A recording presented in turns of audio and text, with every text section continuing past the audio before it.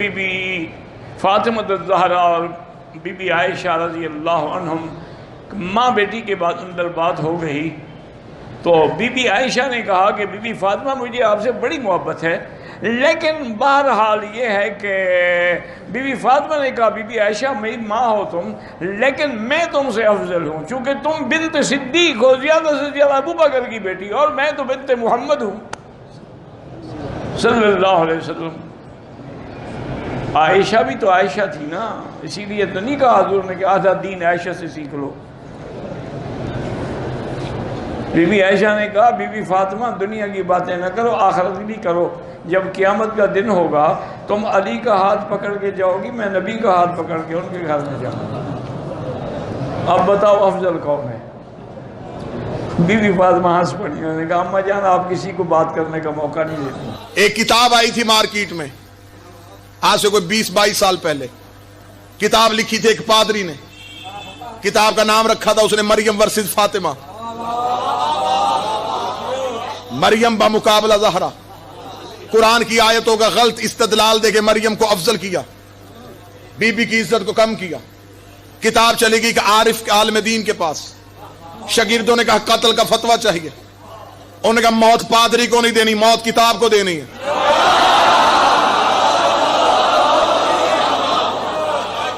پادری مر گیا تو کتاب پہلے سے زیادہ بکے گی، جسے نہیں خریدی وہ بھی خریدے گا، جسے نہیں پڑھی وہ بھی پڑھے گا، کہ اس کتاب کی وجہ سے وہ پادری مارا گیا۔ موت کتاب کو دینی ہے، نہ کوئی اٹھائے نہ کوئی پڑھے، یہ ردی بن جائے۔ انہوں نے کہا موت اسے کیسے آئے گی؟ انہوں نے کہا یہ کام ہمارا ہے۔ شاگرد چلے گئے، انہوں نے دروازہ بند کیا، مصلی عبادت بچھایا، 2 رکعت نماز حسین کی ماں کو ہدیہ کی، ہدیہ کر کے کہا بی بی تیری وکالت کرنے لگا، مجھے لفظوں کی خیرات ادا کر، میں کسی عام شہر میں نہیں فقیروں کی نگری میں کھڑا ہوں، جتنے بیٹھے ہو غازی کے علم کے نیچے منتوں کے چراغ جلانے والے سارے ماتمی ہاتھ میں علی ولی اللہ کی مسکراہٹ تمہارے چہروں پہ ہے، اگلی سطر ہوگی اور تمہارے چہروں کی مسکراہٹ ہوگی۔ اس عارف عالم دین نے مصلی میں بیٹھ کے کتاب لکھی، اور کتاب کا نام کیا رکھا؟ اس نے لکھا تھا مریم ورسز فاطمہ، مریم بمقابلہ فاطمہ۔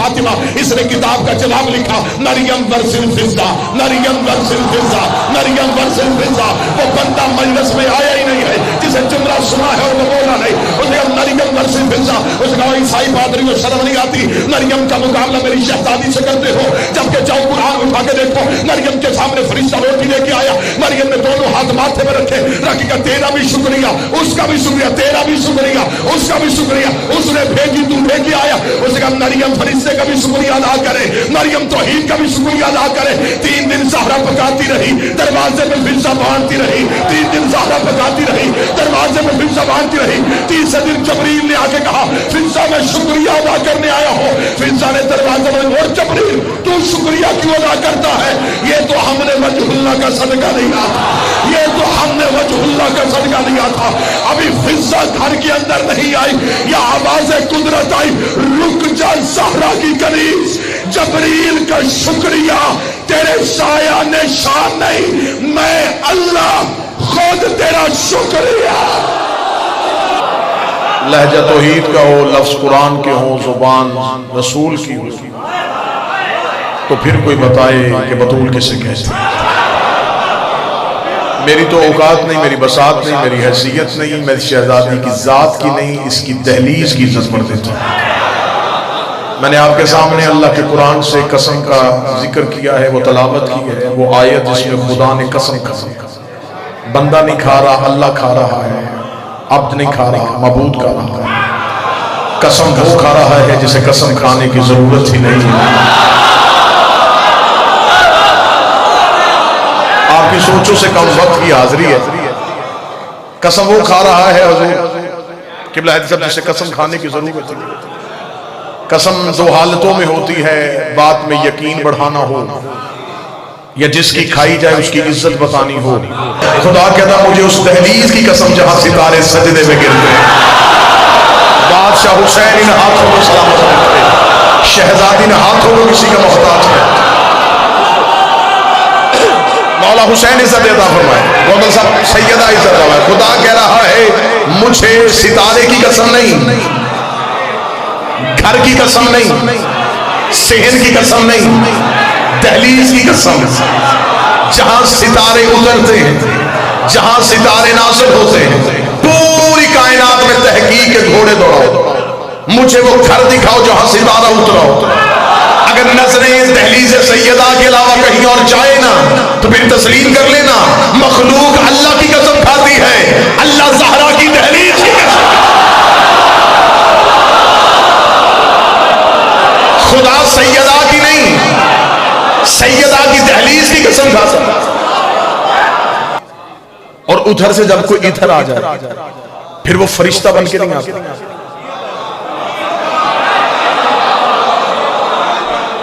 پھر وہ سید الملائکہ بن کے نہیں آتا، مسکین، فقیر، یتیم، درزی،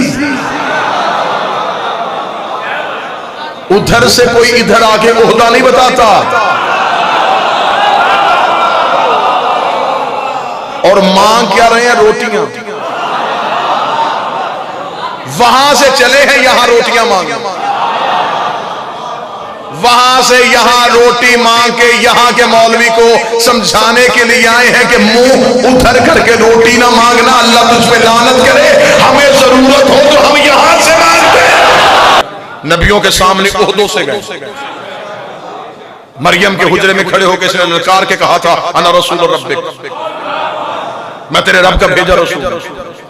قرآن کہتا ہے میرا محمد یاد کر وہ ابراہیم والا قصہ، جب ہم نے ابراہیم کے گھر معزز مہمان بھیجے تھے، تفاسیر میں سب نے لکھا یہ اللہ کے فرشتے تھے جو حضرت ابراہیم کے گھر گئے، اور خدا نے قرآن میں کہا معزز، گئے فرشتے، اللہ نے کہا معزز، لاہور خاموش ہو جائے دکھ ہوگا، یہ فرق ہے ابراہیم کی دہلیز میں اور سیدہ کی دہلیز میں، وہاں معزز یہاں مسکین،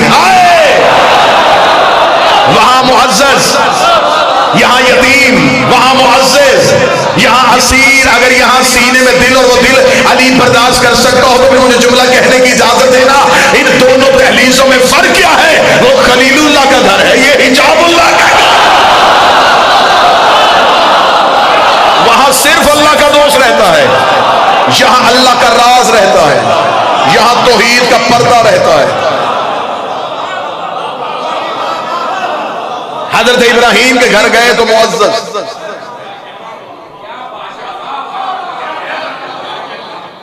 اگلی سطر پھر عقیدے والوں پہ، ابراہیم کے گھر فرشتے گئے، ابراہیم نے نہیں پہچانا،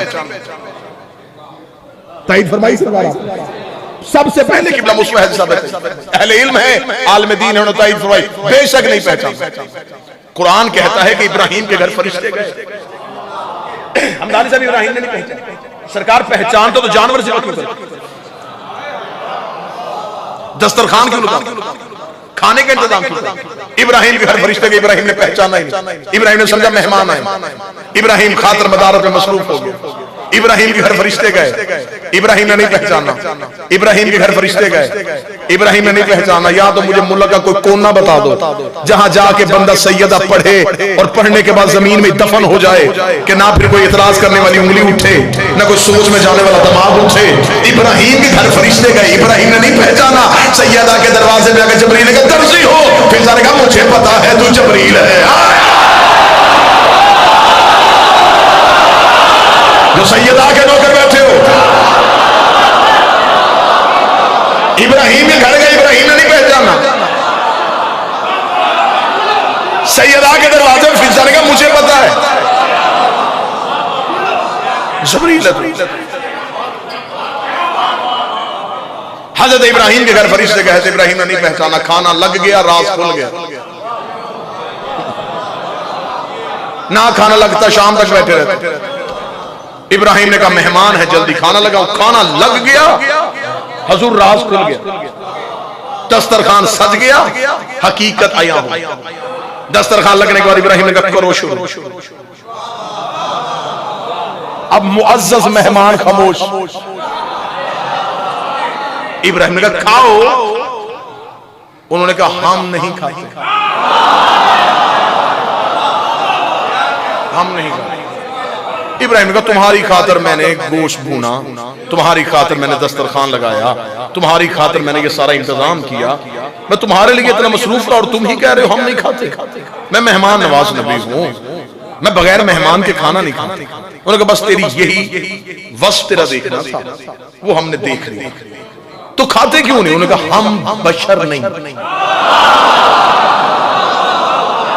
ہم فرشتے، ہمیں اللہ نے بھیجا تھا تیرے گھر پہ صرف یہ تیری مہمان نوازی دیکھ لی، اجازت، ہم نہیں کھاتے۔ ابراہیم نے کہا چلو آ ہی گئے، بتا ہی دیا ہے، تو اب یہ بھی میرے ہی حصے میں اعزاز آئے کہ میرے گھر فرشتے آئے تھے اور میرے گھر سے کھا کے گئے تھے۔ انہوں نے کہا ضرور تیری حسرت پوری کرتے، ہمارے نفس میں خواہش نہیں ہے، ہماری طبیعت میں بھوک ہی نہیں ہے، ہماری فطرت میں طلب ہی نہیں ہے، اللہ نے یہ چیز ہماری جبلت میں رکھی نہیں ہے، ہمیں ان سے غرض ہی نہیں ہے، ہم یہ دنیا کی خوراک نہیں کھاتے، ہم نہیں کھاتے، ہم نہیں کھاتے، ہم نہیں کھاتے، ہزار طویلیں دی انہوں نے ابراہیم کو، ہم نہیں کھاتے، ہم نہیں کھاتے، ہماری طبیعت میں بھوک نہیں، ہمارے نفس میں خواہش نہیں، ہماری فطرت میں نہیں ہے، ہماری جبلت میں نہیں ہے، ہم نہیں کھاتے، ہم نہیں کھاتے، ہم نہیں کھاتے۔ جب کہہ دیا تھا ہم نہیں کھاتے تو اسی بات پہ پکے رہتے، ابراہیم کے گھر جا کر ہم نہیں کہتے، سیدہ کا دروازہ بند ہے، دستک دے کر روٹیاں دو، فقیر آئے ہیں، بولو جو سیدہ کرو کرو، وہاں کھا نہیں رہے، یہاں سے جا نہیں رہے،